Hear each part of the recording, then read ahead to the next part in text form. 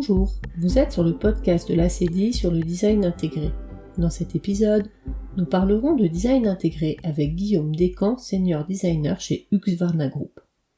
Guillaume partagera avec nous son parcours qui l'a conduit à travailler aussi bien en agence que comme designer intégré, en France, aux États-Unis et en Europe.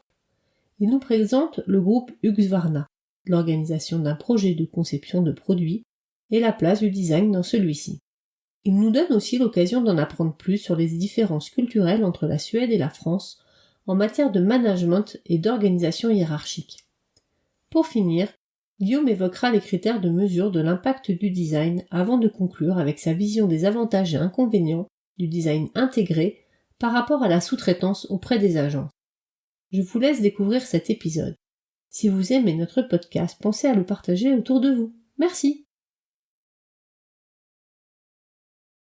Bonjour Guillaume, et merci d'accepter de participer à notre podcast. Et pour commencer, comme le veut la tradition, peux-tu nous présenter ton parcours, s'il te plaît ?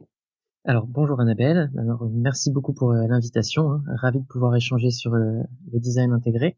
Alors moi je m'appelle Guillaume Descamps, donc je vis en Suède à Stockholm, où je travaille en tant que lead designer chez Husqvarna Group depuis maintenant presque 6 ans.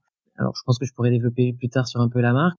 Pour mon parcours, alors c'est pas très original, comme la plupart des designers interviewés, ça va sonner familier, mais depuis tout petit j'avais un crayon à la main. Comme j'étais pas trop mauvais, mes professeurs ont toujours dit à mes parents qu'il fallait absolument que je fasse une carrière artistique. Donc j'ai eu beaucoup de chance que mes parents étaient derrière moi et m'ont dit fais ce qu'il te plaît. À partir de ça, je suis parti après le collège en école d'art. Pas de filière générale, pas de bac. J'ai effectué un brevet de technicien dessinateur maquettiste. C'était une vieille formation en fait qui existe plus aujourd'hui, qui était formée pour les arts graphiques en général. Et la voie directe après ça, c'était le BTS communication visuelle. Mais moi, j'étais plus intéressé par le design, on va dire physique, que par les médias imprimés ou numériques. Et donc, du coup, j'ai fait un BTS de produits à la place, qui était une bonne première approche, mais qui, à mon avis, était pas assez pour rentrer sur le marché du travail par la suite. Et donc, je suis parti à l'ISD de Valenciennes pour faire un master. Donc, à l'époque, c'était l'une des meilleures écoles en France, à mon avis, et surtout à cause du cursus qui permet d'effectuer des stages longs en entreprise pendant les études. Et du coup, pour mon premier stage, je voulais absolument passer par Decathlon, qui était une étape incontournable pour moi. C'était aussi une autre super école. C'était l'entreprise la plus intéressante niveau design en France. Ça l'est encore aujourd'hui, je pense que encore plus d'ailleurs aujourd'hui qu'à l'époque. J'étais au sport de raquettes, Artengo.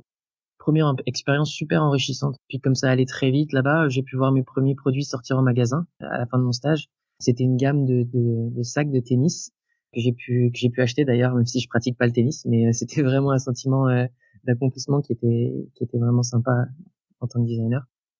Et ensuite, pour le stage de fin d'études, moi je voulais aller aux États-Unis parce que c'était un rêve depuis petit, et j'étais plus un profil agence. Ça m'intéressait plus de la variété, de pouvoir travailler sur différents types de produits. Et je voulais faire du médical et du consumer electronics. Et c'était là-bas qu'il fallait aller pour faire mes armes, parce que c'était à l'époque les meilleurs studios et puis aussi la meilleure chance d'avoir des gros clients. Et donc j'ai atterri à Seattle dans une agence qui s'appelle Carbon Design. Donc ils travaillaient avec Microsoft, ils avaient développé la Kinect, et puis ils avaient beaucoup de produits dans le domaine médical aussi. C'était très orienté start-up plutôt que grosse marque. Puis ils avaient surtout une équipe très talentueuse avec tous les corps de métier. Donc ils avaient des ingénieurs mécaniques, électroniques, software, bien sûr des designers. Et donc j'ai pu travailler pour Starbucks par exemple. On a fait des produits médicaux pour les diagnostics. On a travaillé pour des laptops, des antennes de communication portatives pour l'armée américaine. Donc c'était super varié. Puis c'était assez précurseur à l'époque. J'avais travaillé sur un bracelet connecté. On était en 2013, donc il y avait que le Jawbone de Fuse Project qui était sorti, mais sinon à l'époque il n'y avait pas beaucoup de projets comme ça, donc c'était vraiment des super opportunités. J'aurais adoré rester plus longtemps, mais sur la fin, il y a Facebook qui est venu donner leur projet de casque de réalité virtuelle. Donc c'était le premier Oculus. Et ils avaient demandé à plusieurs studios de travailler dessus, mais apparemment ils avaient aimé le travail qu'on avait fait et ils ont décidé d'acquérir le studio. Et donc du coup, c'était devenu le design office de Meta, donc Facebook. Et pour moi, c'était un peu compliqué de rester. Il n'y a pas forcément la place non plus pour une nouvelle recrue. Donc pour moi, c'était retour en Europe et j'ai eu l'opportunité de commencer chez Frog, que dans leur studio à Munich, en Allemagne. c'est difficile de faire mieux, hein, en termes de renommée. Avec IDEO, c'était les plus gros players sur le marché, hein. Ils avaient, pour ceux qui connaissent pas, Frog, ils étaient créés aux années 70. Ils ont travaillé 10 ans avec Apple et Steve Jobs. Ils avaient créé les premiers Walkman, donc c'était une super opportunité. Et puis là, c'est vrai que j'ai pu changer de dimension en termes de projet. Le premier projet que j'ai travaillé en arrivant là-bas, c'était pour Ikea. Ikea n'avait pas de produits connectés à l'époque et ils avaient décidé de se lancer dans les connected products pour la maison. Et donc du coup, on a développé tout leur système, ça s'appelle Throat-Free, c'est tout ce qui est lampes connectées, les shutters, les prises électriques, etc. Donc c'était un projet énorme. Pour moi, c'était top de pouvoir voir un peu ce que c'était de l'intérieur, aider une grosse boîte comme Ikea à se lancer sur un nouveau marché. Et on était une équipe de plus de 40 designers. Enfin bref, c'était super formateur. Puis après, j'ai enchaîné, j'ai travaillé pour Porsche. On a fait 2-3 projets pour eux, que ça soit physique ou digital. Nespresso, Montblanc, Samsung, Broad Medical. Enfin voilà, c'était vraiment les plus grosses marques qu'on peut rêver de travailler quand on est designer. Et le point positif, c'est que c'était une très très petite équipe, surtout à Munich. Quand j'ai commencé, on était 3 designers avec un manager. Je parle en termes de design industriel. Puis on a fini à 2. Donc ça m'a permis de prendre beaucoup de responsabilités rapidement en guidant des projets. Et puis la force de Frog aussi, c'est que les profils, ils sont très talentueux dans d'autres domaines comme la recherche, la stratégie, l'UI UX. Et donc ça m'a permis d'étoffer un peu mon arsenal de compétences, hein, en travaillant aux côtés des meilleurs. Donc c'est vrai que j'ai travaillé sur des projets des fois qui étaient un peu moins design industriel, un peu plus de stratégie, ou plutôt des projets digitaux, mais c'était très bien pour construire la suite de ma carrière. J'ai quitté l'Allemagne après presque 4 ans, parce que ma femme a trouvé un travail en Suède, à Stockholm, et donc du coup je l'ai suivi. Et là, je suis encore resté en studio. Je suis rentré chez Propeller, un studio pareil qui est un peu au profil des agences américaines, une très petite équipe, très lifestyle, orienté industrial design, vraiment un retour aux sources un peu. Ils avaient fait les vélos Cowboy, donc vraiment une super équipe aussi. Et moi, ma mission, elle a été un peu particulière parce que les agences, en plus des projets standards en Suède, ils ont un système de prestataires de services. C'est-à-dire qu'ils ont des clients pour lesquels, en fait, ils envoient leurs designers sur place pour effectuer des missions plus ou moins courtes. Et moi, j'ai été envoyé chez Husqvarna, qui était un client de Propeller à l'époque. Et au départ, c'était pour une mission assez courte. Et puis en arrivant là-bas, avec la casquette un peu innovation, agence, j'ai fait des projets à côté. Je travaillais sur des concepts. Puis j'ai commencé à initier un peu des workshops avec les équipes, etc. Et puis d'utiliser des méthodes créatives que j'utilisais en agence chez Frog, par exemple. Et c'est vrai que ça a plutôt plu. Et Husqvarna était intéressé de me garder un peu plus longtemps à la suite de la mission. Et donc je suis resté pendant 2 ans, jusqu'au Covid. Le Covid, tout le monde connaît, même si en Suède on a eu un peu une façon différente de la vivre. C'était un peu plus light que dans le reste de l'Europe. Mais ce qui s'est passé, c'est que les entreprises se sont séparées de leurs consultants pour maintenir les finances, puisque les projets étaient mis un peu à l'arrêt. Et moi, donc, j'ai dû retourner au studio chez Propeller pour travailler sur les projets classiques. Mais une fois que le Covid s'est terminé, Husqvarna, ils ont voulu récupérer leurs équipes et ils m'ont appelé, en fait, mais cette fois-ci pour me prendre en tant qu'employé, plus me prendre en tant que consultant. Et moi, connaissant la mission, et puis je savais les projets un peu qui arrivaient, ça me plaisait et j'ai décidé de quitter Propeller pour m'engager avec Husqvarna à plein temps. Donc voilà un peu pour le parcours. Est-ce que tu peux nous présenter un peu la marque rapidement, ses secteurs d'activité et puis surtout nous parler de la place du design chez Husqvarna? Bien sûr. Alors Husqvarna, c'est une marque suédoise historique, hein. Elle est fondée en 1689. Ça fait plus de 330 ans. Donc c'est quand même une vieille entreprise. On a environ 15 000 employés dans le monde et on vend dans plus de 130 pays. Alors, ils avaient commencé à créer des fusils et puis ils ont tout fait. Ils ont fait de la machine à coudre, de l'équipement de la maison, des frigos, des fours. Bref, je pense qu'ils ont fait à peu près tout ce qu'on pouvait faire.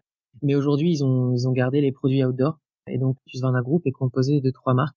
Donc on a Husqvarna Forêt et Jardin. Donc ça, c'est le plus gros marché, c'est les professionnels, donc tout ce qui va être arboriste, bûcheron.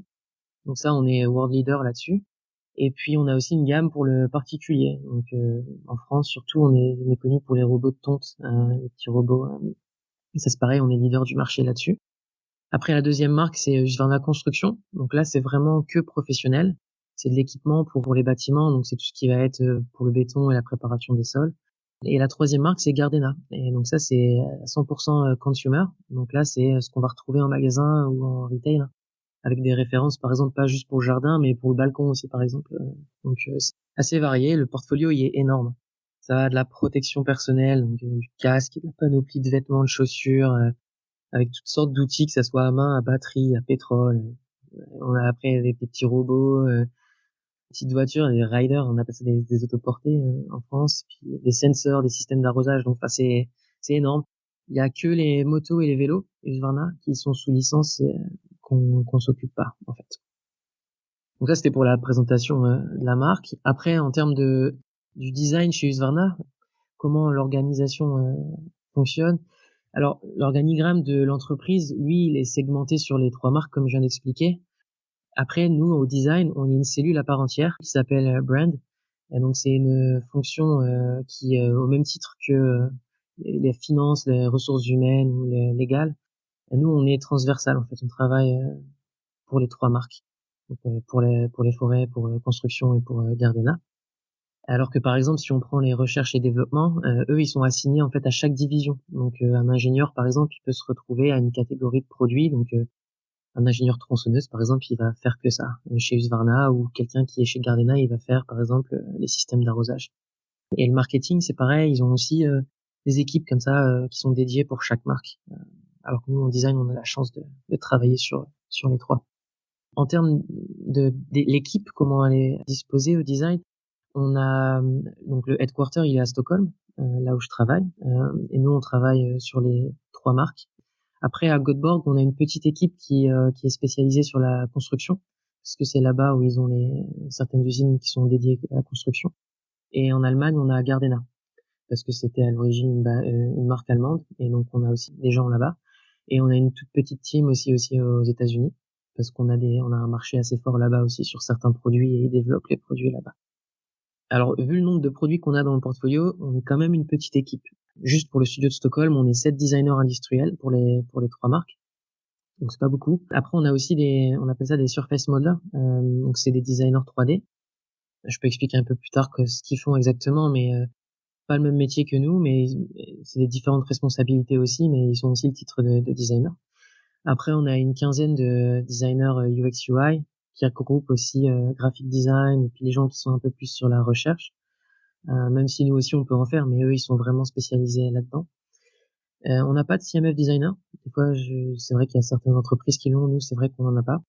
Et à peu près, je dirais, on est une cinquantaine de personnes qui sont recoupées sur la fonction brand, avec des gens qui sont pas non plus de formation designer, qui sont aussi peut-être des fois plus marketing, mais qui s'occupent de la brand strategy.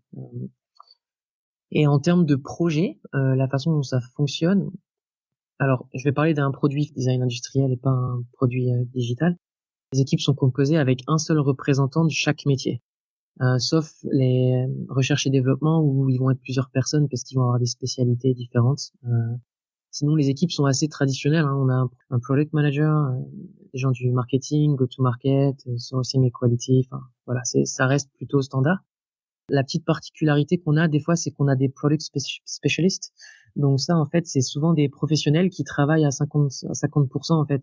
Ils ont des entreprises et ils vont, par exemple, couper des arbres pour la ville et ils travaillent 50% chez nous, en fait. Comme ça, on a accès à des retours un peu plus pointus et puis ils peuvent tester les produits en même temps. Donc, ça, c'est un peu la petite particularité. Le designer industriel, lui, il travaille en solo. C'est le seul représentant du design dans l'équipe. Et lui, il va prendre toutes les décisions qui sont relatives au design. Alors, il doit quand même présenter son travail et ses décisions au brand design manager, qui lui est un peu le gardien du temple de la marque et qui approuve un peu les directions, mais en gros, on est assez autonome là-dessus.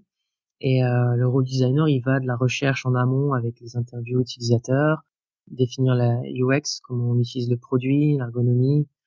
Alors le style, bien sûr, hein, c'est un peu la base du métier, mais tout ce qui arrive après aussi, ce qui va être les finitions, l'aspect du produit, les textures des matériaux, les défauts qu'on va avoir avec les manufacturing et tout ça, c'est à notre charge sur les projets. Et puis après, je disais, le Surface Modeler, lui, il va s'occuper de la 3D, un peu à l'image des studios de transport. Il va délivrer en fait ce qu'on appelle une master model. Et donc ça, c'est toutes les surfaces extérieures du produit qui seront jamais touchées par les ingénieurs. S'il y a besoin de faire une modification parce qu'il y a un changement de composant ou quoi que ce soit qui impacte la surface extérieure, c'est nous qui avons la main mise dessus et donc ça va être le surface modeler qui va faire les changements, bien sûr avec la R&D, mais voilà, c'est nous qui avons la main mise dessus. Donc ça, c'est vrai que c'est quand même aussi super intéressant. Et puis après, on a UX UI designer. Alors ça, c'est si jamais on a un human machine interface ou une connexion avec une app dans le projet. Voilà. Et puis après, en termes de projet, on a à peu près 2 à 4 projets en même temps. Donc des fois, c'est assez chargé, mais chaque projet a des étapes différentes de développement. Ça permet de manager un peu plus facilement. C'est pas du tout le même focus. Des fois, ça va être un peu plus léger, des fois un peu plus lourd.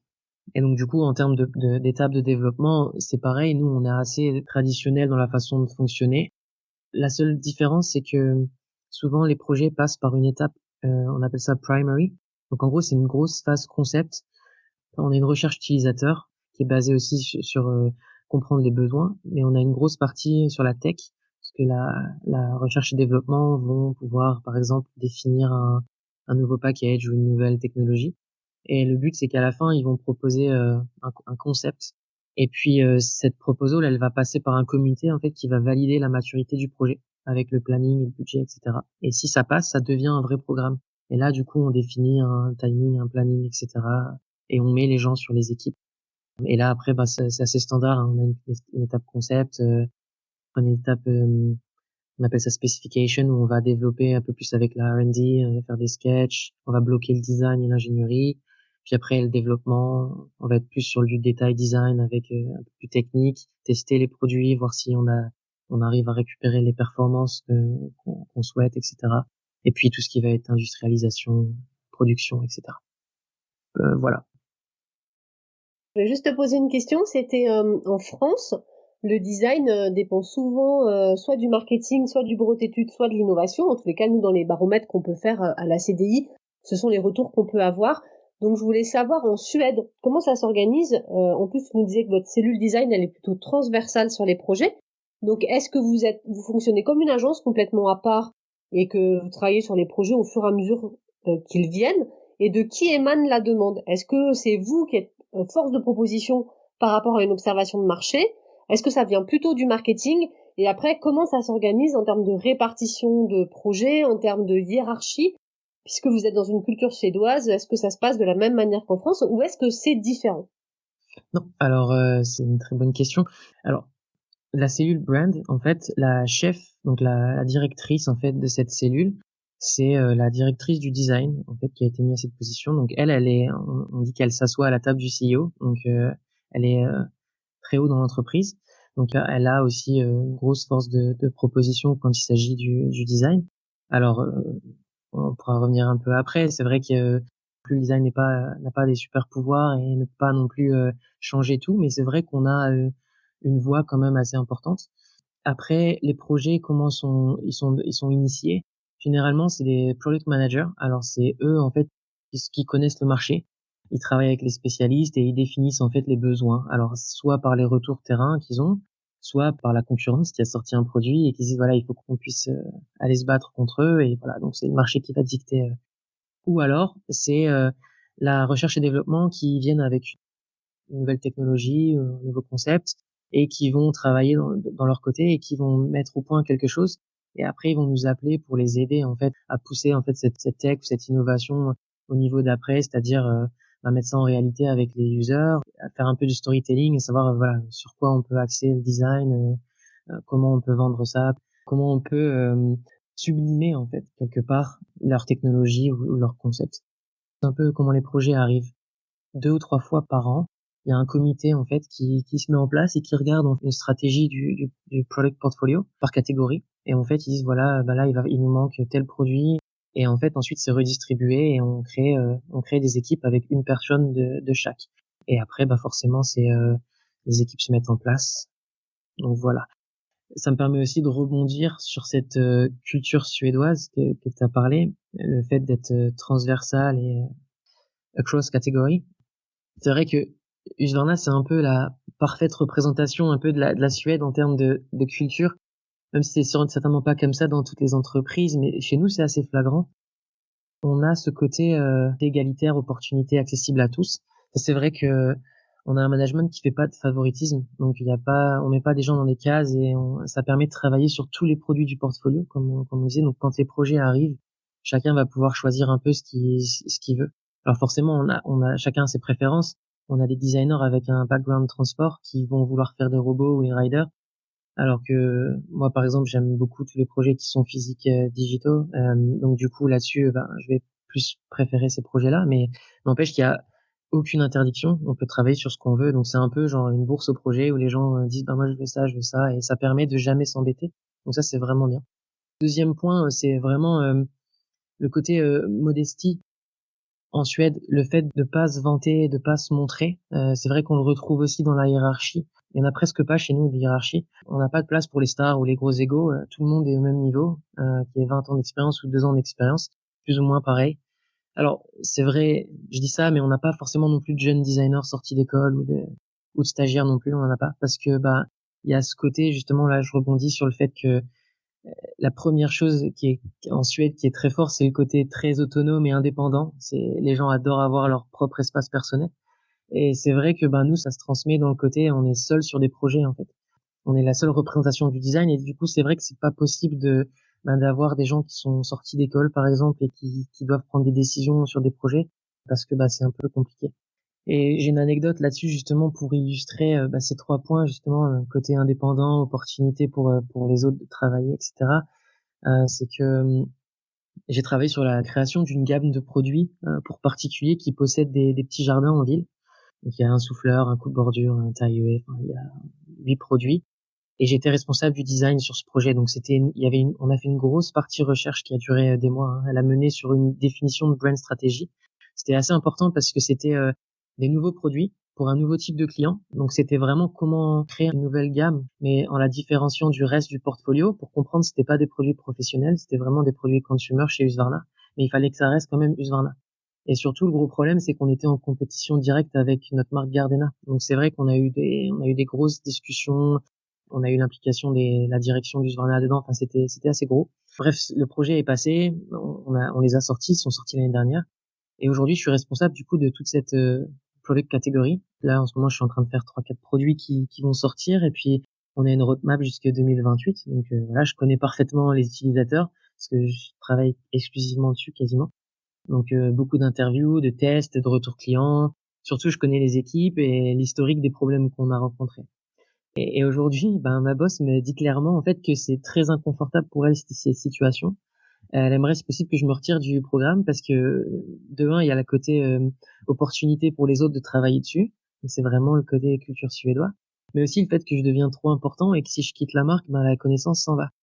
Mais au fond, c'est leur système que je viens d'expliquer qui a créé cette situation parce que le fait d'être seul et autonome, si on avait travaillé en équipe, ça serait beaucoup moins problématique. Et ça peut paraître cohérent, la remarque de ma directrice, c'est vrai que je la comprends, mais ça illustre bien le propos que j'essaie de développer sur la culture suédoise, parce qu'en Allemagne, par exemple, c'était complètement l'inverse. C'était bien vu d'être un leader ou d'être un expert. On cherchait plutôt l'efficacité, il y avait un référent et ça permettait d'aller beaucoup plus vite pour le développement des futurs produits. Et c'était plus une culture de la carrière et de la hiérarchie qu'on n'a pas du tout ici en Suède. Donc voilà, j'espère que ça illustre bien la question. Et pour finir, est-ce que tu peux nous dire un peu ta perception de la valeur ajoutée du design en interne, du design intégré? Quelle est ta vision des choses? Est-ce que on comprend que vous êtes une équipe transversale, donc je pense qu'il y a aucune lassitude sur les projets, aucun ennui de la part des designers et que la créativité est donc du coup toujours vive. Mais pour toi, vu que tu as connu et l'agence et le design intégré, quelle est la valeur ajoutée d'un designer en interne pour une entreprise? Ouais, alors peut-être deux parties là-dessus. C'est vrai qu'on pourrait croire qu'en Suède, le design, il y a une perception un peu plus élitiste avec l'historique du design scandinave. Et chez nous, c'est pas forcément flagrant, hein, on va pas se mentir, on a toujours des projets qui sont purement stylistiques, avec une vision un peu old school du designer. On se bat avec des gens qui sont dans l'entreprise depuis des années et qui comprennent pas que le designer, il prend des décisions aussi liées à l'usage, à la stratégie de la marque, avant de faire juste du style. Mais c'est vrai que ça change au fil des années. Il y a un travail de fond qui se fait dans l'industrie et qui permet de changer un peu les perceptions. il y a pas mal de choses là-dessus. C'est vrai que nous, par exemple, et après je peux faire le lien avec la vision intégrée versus agence, mais juste un exemple, on a développé un système de mesure en fait dans les étapes du développement de projet. C'est assez commun, ça s'appelle TRL, c'est Technology Readiness Level. Donc ça permet en fait d'évaluer l'ingénierie et la technologie avant, et si c'est assez mature, on peut passer à l'étape d'après. Et nous, on a développé en interne au niveau du design un pôle UX qui est assez important. Et on a créé un autre système qui s'appelle le URL, donc c'est le User Readiness Level. Et donc là, c'est vraiment des critères qui sont basés sur la usability et sur user. Et donc du coup, ça permet en fait de passer ces étapes aussi via le user et pas juste via l'ingénierie ou la technologie. Ça permet de redistribuer les cartes dans l'entreprise. Ça donne beaucoup plus d'importance en fait au design qui est responsable de cette partie à 100%. Et après, c'est vrai que ma vision de l'intégrer versus l'agence, c'est un vrai sujet pour moi. Je pense que ça fait presque 50, ça fait 10 ans que je travaille, donc c'est vrai que j'ai un peu vu les deux. Je suis quasiment un peu plus en agence qu'en intégré, mais je pense avoir vu quand même pas mal de choses dans ces deux domaines. Et c'est vrai qu'à l'époque, moi, quand je suis sorti de l'école, le Graal c'était les agences, partir aux États-Unis, et puis c'est parce que c'était là-bas qu'il y avait les meilleurs projets, etc. Et l'intégré avait une image un peu plus négative, un peu plus lent et old school. Alors bien sûr, hein, là-dessus, je veux souligner que je parle que du marché du design industriel, hein, pas du marché du digital. Et puis je fais pas des généralités non plus. Il y a toujours des exceptions et des contre-exemples, mais c'était un peu clairement une tendance. Et aujourd'hui, on voit que ces agences, ben, elles sont rachetées par des grands groupes comme McKinsey, Accenture, etc. Et celles qui restent, ben, elles sont un peu plus discrètes qu'avant. Et donc voilà, il y a encore des agences qui réussissent, hein, comme en Europe et en Asie. Je veux pas m'attirer les foudres des copains en agence, mais c'est vrai que il y a un shift qui s'est opéré. Et pour moi, il y a deux choses. La première chose, je pense, c'est le business en général. Il y a eu l'explosion des prix. En fait, j'ai vu des prix exorbitants pour des projets qui ont fait que 80% du marché, à moins de s'appeler Coca-Cola et Nike, ben ils pouvaient plus se payer des projets. Et puis du coup, les grandes marques ont développé en interne plutôt que, enfin, ça faisait plus sens que de passer en externe avec des petits projets sur des agences. La multiplication des studios aussi. Il y a eu des petites boutiques de 3-4 designers qui se sont créés, qui sont devenus 5 fois moins chers et qui ont dilué encore plus le paysage de l'agence. Et puis la santé du secteur de la tech, en fait, qui a des effets aussi. Les grosses marques ont réduit les effectifs, ralenti les projets. Et puis donc ça, ça a été assez fort. Et je pense aussi le digital qui a explosé, qui est relativement une nouvelle profession. Et les marques n'avaient pas les capacités en interne de faire ces projets-là. Et du coup, ils sont allés voir les agences. Et la conséquence, c'est que les agences sont spécialisées en digital pour surfer la vague et faire des meilleurs revenus. Et le design industriel, lui, il est devenu un peu moins intéressant et plus difficile à vendre. Pour toute cette raison-là, je pense qu'il y a eu un shift. Je pense que c'est un peu quelque chose aujourd'hui où le designer intégré a peut-être un peu plus de projets intéressants ou un peu plus de poids en fait sur le développement des projets. Je trouve qu'il est un peu plus juste et professionnel peut-être sur ce qu'il va faire. Par exemple, si je reviens sur les prix de l'agence, la conséquence c'était qu'en agence les projets étaient beaucoup plus courts. Alors, je caricature un peu, mais c'était recherche rapide, grosse partie sur le concept et sur le storytelling, parce que le but c'est de convaincre, hein, c'est le nerf de la guerre. Et puis j'ai vu des agences passer plus de temps à faire des beaux rendus qu'à penser au produit en lui-même. Puis après c'était développement rapide, on envoie au bureau de recherche et développement et puis on prie que ça sort comme on l'a rendu. Alors qu'en intégré, on a des développements qui prennent beaucoup plus de temps. Ça prend un an et demi, des fois plus. Donc on a plus d'opportunités en fait de développer, de tester, de se tromper aussi, puis de réajuster. Et puis il y a aussi un gros côté industrialisation qui en agence je trouvais était beaucoup plus light, mais tout le travail qui arrive derrière en fait quand le produit est fini au bureau et qui commence un peu en usine, le travail est pas terminé pour le designer intégré et là j'ai envie de dire il commence parce que c'est là où en gros on doit être sûr que le produit sorte comme on l'a imaginé et là il va falloir gérer tous les produits qu'on reçoit des usines et là il y a souvent des problèmes au niveau de la manufacturing, etc., des couleurs match, des textures. Et donc ça, c'est vrai que c'est un travail un peu plus en profondeur. Et le dernier point, je pense que je pourrais peut-être conclure là-dessus, c'est vraiment le côté gardien du temple. Je pense que le gros point divergent aussi avec l'agence, c'est qu'on a un contrôle sur la marque au global en tant que designer intégré.